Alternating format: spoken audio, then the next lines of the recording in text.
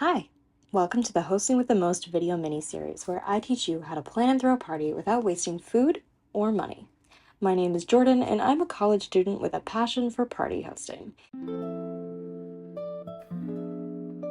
In this video, I'll explain how to choose a theme and develop a party plan that's realistic to your budget and time. I threw a party of my own using these steps, so I'll explain specifics of what I did along with some more general party planning advice. One of the first articles I read while researching party planning was The Atlantic's Dinner Party 101. Authors Caitlin Tiffany and Lizzie Blodgett took a 4-week online course to learn how to become the ultimate bizarre party host and reported back with their findings. Tiffany and Blodgett were instructed by course creator, Chef Jen Monroe, to think about their childhood memories surrounding food, from favorite snacks to fictional feasts.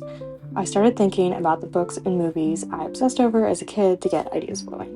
Jelly beans for breakfast, chocolate chip hippo, and Cloudy with a Chance meatballs were all absolute favorites as a child, but I also thought about movie foods like the gray stuff from Beauty and the Beast, gumbo and beignets from Princess and the Frog, and pretty much everything in the movie Chocolat, which I highly recommend.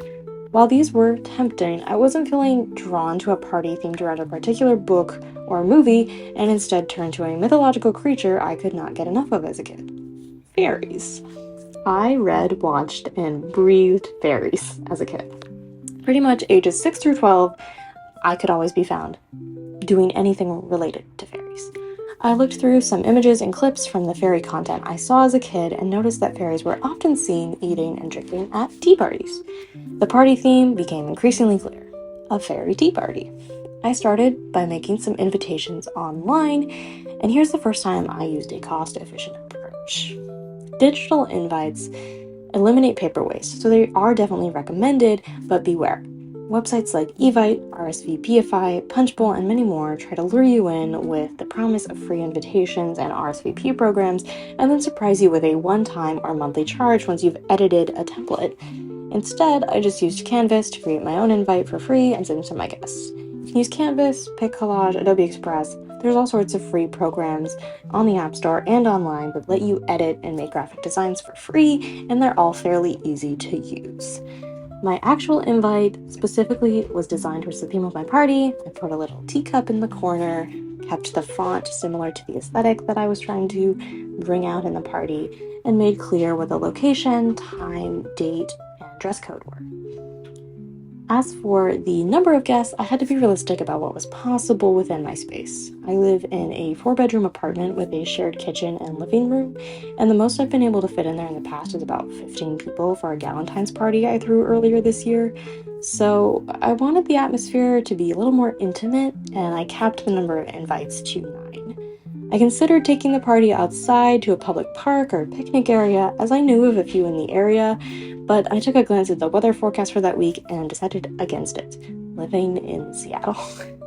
Instead, I'd have to bring the elements of nature indoors, and I'll talk more about how I did that in the upcoming videos, along with how I budgeted for serving sizes and leftovers. As for more general advice, when it comes to brainstorming a theme, don't hold back. It took me a while to decide, as I just let my imagination run wild. And even on a budget, you can create something fun and memorable for your guests. The more personal and important a theme is to you, the more naturally ideas will occur. Think big and then scale down to what's feasible for your time and budget. Don't be fooled into spending extra money on invitations and RSVPs, and consider what you already own or could borrow from friends. Parties are a great way to build community with others, so don't be afraid to ask for help or advice.